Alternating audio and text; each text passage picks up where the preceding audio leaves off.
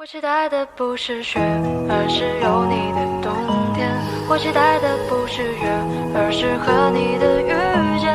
我期待烟花满天，我可以永远靠在你左肩。我期待 My name is Shaz, as I said before. Li Sharong is my Chinese name, and my last name is Lawrence. I'm from Australia, and when I was 16, I lived in Taiwan, in Taipei. So I have been learning Chinese for many, many years. I studied Chinese at the National Taiwan University, also in Nanjing, in Beijing, and also in Australia at Adelaide University and also the University of South Australia. So many, many, many years ago in the 1980s, the Australian government mandated that children, small children, would learn a second language, and Chinese was a priority language. So I managed to get some scholarships to study overseas. That's how I started learning Chinese. So I have been teaching Chinese since the early 80s, 1980. And that's when the Australian government decided that all children from 5 through to the end of school, they would learn a second language. So I started in primary school, so that would be K to 8 in the US. Then I taught Chinese in a high school, Catholic high school. And since being in the US, I've taught in elementary schools, also early childhood, very young children, and I've taught online as well. So I've had lots of experience teaching over the years.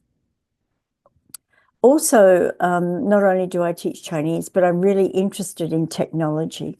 So that's why I thought this webinar would be really useful for you to look at how AI is developing and how it could be used in the Chinese language classroom. Over the years, I've been training teachers on how to use technology. I've taught students how to do stop motion animation, web design, robotics. And I was a teacher trainer in San Francisco for all the Catholic schools in teaching the teachers how to use technology in their classroom. I also was a consultant for Fun Fun Elmo, which is a project from Sesame Street, where they're looking at young learners and how they use mobile devices like iPads or iPhones to learn another language. And they developed a program to teach young children Chinese. And I was involved in consulting with them as well. And along the way, I've decided to share my ideas with other teachers of Chinese. In 2009, I founded a website called Creative Chinese, and it's been going for many, many years now. And in Australia, I had to develop all my resources because in the early 80s, there were some textbooks around and some resources, but mostly teachers made up their own materials to teach Chinese. So everything that I've created, all the ideas I have, I've put them up on the website for Creative Chinese, so you can go and have a look and see whether anything in there is useful for you. When I arrived in New York, I started up a Chinese program for kids called Mandarin Superstars, and it's based on music and movement and Mandarin for very young children. And then earlier this year, I founded the Mandarin Teachers Institute. And this is a way that I can support teachers of Chinese globally. So wherever you live, you can be involved in this Mandarin Teachers Institute. And I'm going to schedule workshops and webinars and support groups so that sometimes when you're a teacher of Chinese, you might be the only person in the school. So it's really hard to get support. So this is where we will step in and will support you and we'll give you free webinars, and hopefully try and develop, your skills if that's what you need, and we'll work together with you. So thank you for being here today, and I really hope that you can join in lots of other webinars that we have coming up as well. I've been a consultant with a number of schools all over the world. I did training in Shanghai, Dulwich College. I worked with the Confucius Institute in Wales and also in Scotland. And I've been to other countries where I've done training for teachers of Chinese. So if you have any questions, you can email me. So at the end of the session, you can see my email address, and you can contact me if you have any questions about what you see today, or if you just want to say, that's great, I really enjoyed what you had to say here today. So let's support and build each other up, and really encourage each other as we try to advance the teaching and learning of Chinese in the classroom. I usually start off these sessions to try and find out the sort of the level of what people are at, particularly with AI. And so what I'd like you to do, just in your head, if you can think about how often do you use AI in your personal life or in your professional, from zero, well, you don't use it very often, to maybe every day you might use AI. So maybe just think about it in your head as to where you are on the rating scale, 0 to 10.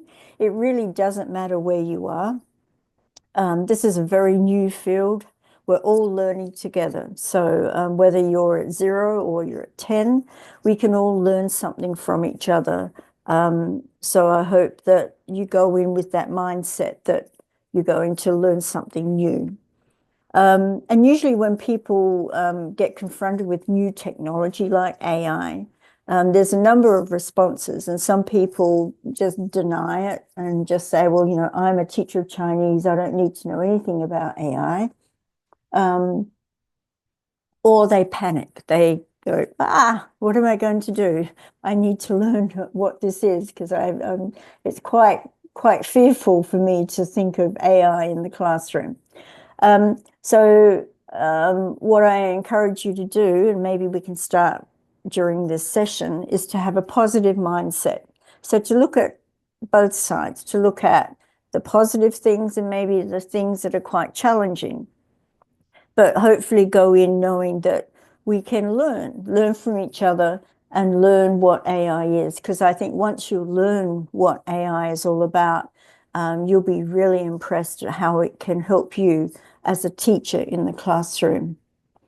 I'm just going to go back quite a few years and just talk about quickly technology, and in my life, what technology was like. So you can see here, this is a projector. So this is a film projector where you had the actual film and you threaded it through and you turned it on, and then you would have a moving picture, a movie. And this was introduced into schools, and with mixed reception. Some people thought it would really, encourage students to want to learn about new things. Other people thought that it would distract students. So whenever there's technology, there's usually both sides of whether it's good or whether it's bad. But this is one of the first pieces of technology I had when I started teaching. In Teachers College, we had to learn how to use a movie projector such as this one. So that was many, many years ago. And then the TVs came in. So you may all be familiar, or you may not be, of this TV that was wheeled into your classroom. And again, it had some criticism and some positive comments. But a lot of people said, the TV wasn't a place to be in the classroom. It was okay at home, but for the classroom, the students they were there to learn, so they didn't need to be distracted by TVs.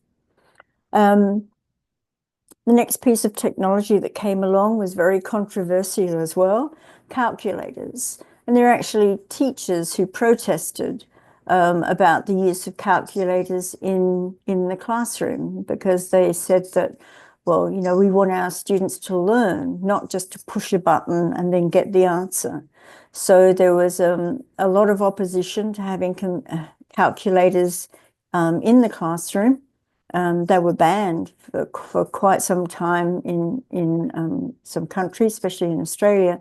But then gradually they came around and they decided that it would be widely accepted.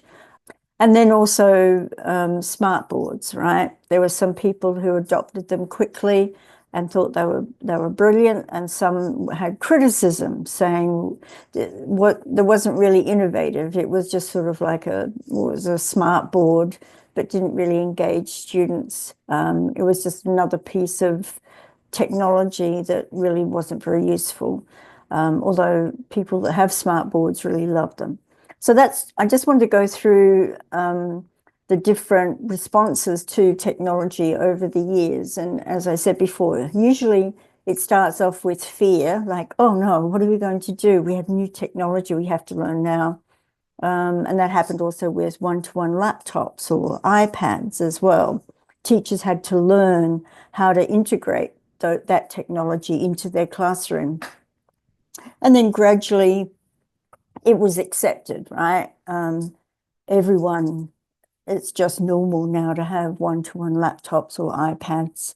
And then gradually, as it's accepted and it's used more and more, there's sometimes a criticism of overuse, okay? So you're using iPads too much in the classroom, or kids are on the laptops too much. So it's sort of like with new technology, these sorts of feelings come out. And with AI, you've probably already seen there's been lots of banning of ChatGPT, banning of using AI in the classroom. But that's been rolled back as well. So today we're going to be looking at what can AI do for us. So we're not going to deny it. We're not going to panic. We're going to look and see rationally, how can AI help us in the classroom? So we're basically going to look at the teacher's role and how the teacher can deliver efficient and creative instruction using AI. So it's going to be a co-created curriculum. So where AI is giving us ideas, producing things for us. So we're really going to put AI to the test and see how much efficiency it can bring to our career and our job.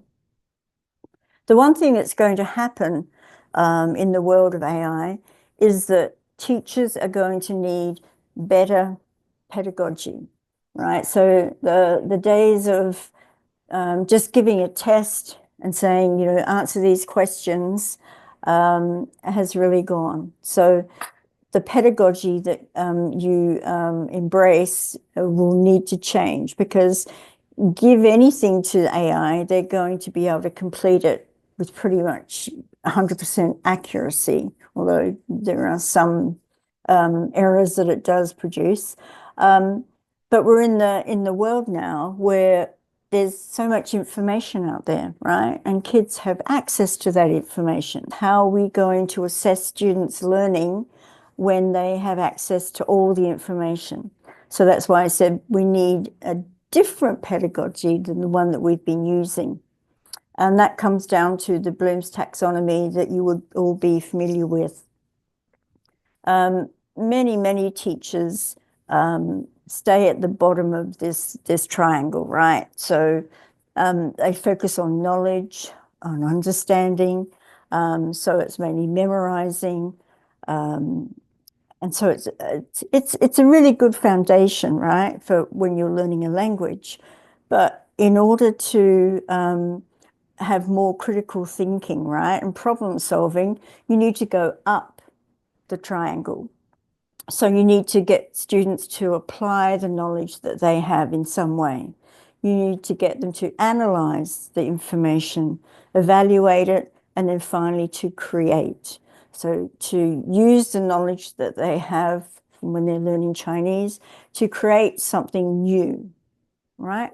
Okay, so I think as AI gets more and more used in the schools, teachers are going to have to adapt, and just mere knowledge or understanding is not going to be sufficient. So we really need to push our students up the triangle, and that's a good thing. I mean, that's where real deep learning occurs anyway. Many teachers are instructionists, so this is very, very typical. I've been this type of teacher as well, where you are instructing the students. It's very teacher focused. Students are not completely passive, but they're given the information. The teacher might give them a task to do, and then the teacher will grade the task. And then you move on to another topic. So this is what I call instructionist, right? It's pretty traditional type of teaching. You might use technology to sort of jazz it up a little bit. But what I'm talking about to tackle AI in the classroom is constructivism, right? So what we want is for students to design, plan, explore, to be creative and to be collaborative. And the best way to do this is with PBL, project-based learning. So I think project-based learning will become more and more used in the Chinese language classroom, where students are really pushed to use critical thinking and problem solving and creativity. All these sorts of things will be based on meaningful and real world experiences. So first thing I think is that AI will require teacher instruction to change, as I said before. I'm not going to spend a lot of time on this, but I think we as teachers in the world of AI are going to have to think carefully about the types of assessment that we give students, okay? And there are many, many tools for teachers, and I'm not going to look at them in this session, but I might do a session later on about different types of tools that you can use, like CurryPod, Magic School, School AI. There's Padlet. There's some great tools out there that you can use. But tonight we're going to focus just mainly on ChatGPT and DeepSeek. So you can see AI is rapidly changing. So the AI that you use today, this month, will be changing in another month, in another week. So there's more and more AI being developed, and it will be really refined in how you can use it in the classroom. So today we're going to be looking at generative AI. So this is AI that generates text, audio, video, images, and code. And the one we're going to look at mainly today is ChatGPT, because most people have heard of it, they know about it. And you can see here it's Chat Generative Pre-trained Transformer. And most AI require ages 13 plus. So it's not suggested that students under 13 use AI. So that's really up to parents. But at school, it seems that ChatGPT, OpenAI, DeepSeek all require 13 plus for students to use AI. And as most of you know, it generates so much text. It explains things to you. It answers questions. It can summarize. It can generate images. So we need to use the word generate rather than create images and music and text from lots and lots of different sources. It's not creating something out of nothing. It's generating. And for education, of course, it will generate worksheets and rubrics, lesson plans. I just want to say just one thing. If you have GPT, you need to download the extension. So if you're using Chrome, you just go to extensions and you put in voice control for ChatGPT. This will enable you to speak in Chinese, to have conversations in Chinese, to create audio files. So this is really quite essential if you're using ChatGPT, and it's free. You can get a paid version. I think it's $20 a month, but ChatGPT is free, and the extension is free as well. DeepSeek is another AI that I use quite a lot. It's especially good with Chinese because it's a Chinese company. Magic School is another excellent one. I could speak for days on Magic School, and I might do a session for Magic School because it's just so impressive. So today what you're going to do is meet your personal assistant, right? You'll be able to personalize learning, and also this AI will be a problem solver for you. So any problems that you have, you'll be able to get AI to solve them for you. And this is just an outline of what we're going to be looking at today. So with AI, there are bad questions. You know, some people say there's no bad questions. Like if you're at a conference, ask any questions, there's no bad questions. Well, with AI, there are bad questions. And if you put in bad questions or bad input, you're going to get bad output, right? So the quality that AI gives you, the information, the text, so audio, is dependent on you, on the types of questions that you give AI. So these questions or these interactions with AI are called prompts. So there are bad prompts and there are good prompts, and we're going to be looking at some of those in just a minute. So this is an example of a prompt, and this is very, very, very detailed. The more detail you put into your prompt, the better output that you will get. All right, so this is a high school student. He's a 10th grade student, and he's learning Chinese. His teacher has asked him to work with AI to develop a 10-week Chinese course. So this would be for older students, right? And this would be good for native speakers, it'd be good for really any high school kids, so that you can co-create the curriculum together. So he's currently working on HSK2. So already you've told the AI that it's 10th grade level, it's Chinese. They want a 10-week Chinese course for self-study, HSK2 level. And then goes on to say the course needs to be based on project-based learning pedagogy. So that means within the 10-week course, there needs to be a driving question, learning outcomes, and then a product that the students are going to create. So he has told AI, we need 20 new vocab words with characters each week. So that's very specific, right? Characters, pinyin, and English, plus grammar for each week. So you can see it's very, very, very detailed. So the more detail you get put in, the more detail will come back out. For each week, also suggest 2 to 3 videos that will help with my pronunciation. So this student is asking for 2 to 3 videos each week related to the topic to help with his pronunciation. The plan needs to be in English, and there must be an authentic product that he creates at the end of each week for a public audience. So this is PBL.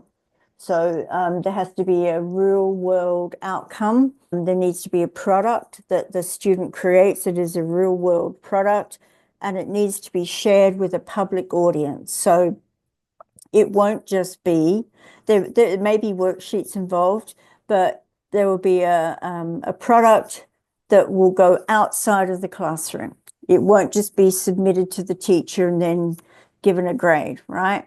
And we'll look at some ideas for doing that. And then also the last sentence, you must include a weekly check-in with the teacher and a way to monitor my progress. So that's a lot. That's a really long prompt. but it has everything in there, right? Everything that you want.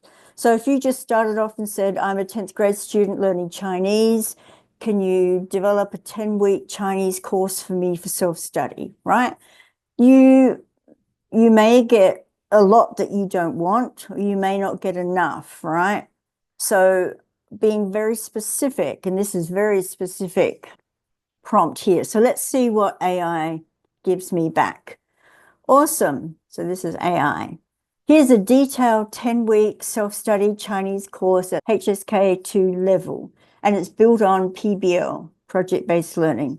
So everything I've asked for, it's reinforced. It said, okay, I'm going to confirm that this is what I'm going to give you. Okay. So then AI gives me a 10-week HSK Chinese self-study course plan. Anything you get from AI, please reread and just proof check, because sometimes it may include things in there that don't belong. Mostly it's very accurate, but sometimes you can find things that don't really belong in there. So it's got a topic, right? And then it's got learning outcomes. It has 20 vocab, has a grammar focus.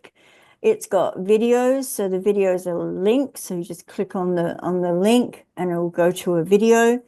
It has activities. So this is a great starting point to get students, maybe older students, to really take responsibility for their learning. Okay, so you as a teacher will monitor, and obviously you can add things to this plan, but this is a great start. And then at the bottom there, it has an authentic product. They're going to create self-introduction in Chinese, and they're going to post it on the class blog or on the school blog, right? So that's a public audience. So it's not just the teacher saying, yes, you know, you've done a great job with the video and giving them a rubric. It's actually a public audience that gets to see the video. And then there's a teacher check-in and ways of monitoring their progress. So it's a really excellent start. And then AI says, I'll continue with weeks 3 to 10 in the next messages to keep formatting clear and detailed. Would you like me to continue now? Okay, so it's given me just I think it gave me 2 weeks. So it gave me 2 weeks, said, okay, is this really what you want? Just check it over before I go any further. And I said, yes.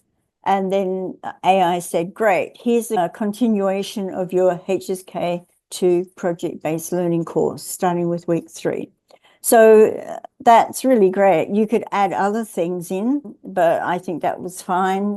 And then AI says, would you like me to organize all of this information into a printable or editable document, right? A Google Doc or a PDF. And I said, yes, please. That sounds fantastic. So what it's going to do now is take the 10 weeks and create a Google Doc and share the link with me, right? AI says it may take a few minutes, so please be patient. I'll notify you as soon as the document is ready. So these are all screenshots of what AI and myself are saying to each other. So then I get a message saying from AI, the Google Doc with all 10 weeks of your HSK2 PBL self-study course is now ready. You can access it here. So it gives me the link. I click the link and I go to my Google Docs, and there it is. It's 22 pages, week by week. It has learning outcomes, it has vocabulary, it has products, it has learning activities, it has grammar points, it has everything, right? Then you as a teacher, all you need to do is go into Google Docs, look it over, add some things, take some things out, and you have a 10-week self-study course for students. And this is really motivating, very motivating for middle school to high school kids, where they can take on a little bit more responsibility for their learning. But even if you don't use it with students, you yourself can create something like this for your class as well. All right, so as I said before, prompts are very, very important. You can see this is a prompt here. Usually I start off with, I'm a teacher of Chinese, but after a couple of times, it assumes that I am a teacher of Chinese. It just learns as we go along. I teach beginner level students who are learning about sports. I need a quiz created with 12 questions with the following vocab. So I put the vocab in, and then the quiz needs to be multiple choice, right? So that's just a very detailed prompt, but the more you can give it, you're not going to overwhelm it. You're going to give it all the information that you need, and then it will give you the output that you're really looking for. So make a vocab list. Again, here, this is me. I'm a teacher of Chinese. I teach 10th grade beginner level students. They are learning about the topic, my friend's personality. Make a vocab list of 10 words in English, characters, and pinyin. Make it in a table. So you have to tell AI if you want it in a table, otherwise it will just give you as a list. And so here you can see the table. This is about my friend's personality. It has the English, the characters, and then the pinyin as well. So when you have all the vocab, I say, I need a template for the 10th grade beginner students of Chinese to write a description of their friend's personality. Can you give me a short template that all students can use? So now I'm asking for a template from AI. And so you can see on the left there, it gives me information. And then I put it in Canva. And you can see here, I've got the personality traits on the side. Then I have to put them into the gaps in the sentences. And then at the bottom, I've just added research. What are some bad personality traits that you do not like in friends? Okay, so we're looking at opposites now. And so they're going to research on their laptops or on their iPads, and they're going to make a list of vocab words of personality traits that they don't like. So you can see it's very, very easy to get information from AI and then quickly put it into something like Canva and then have it ready, print, and it's all ready for the class.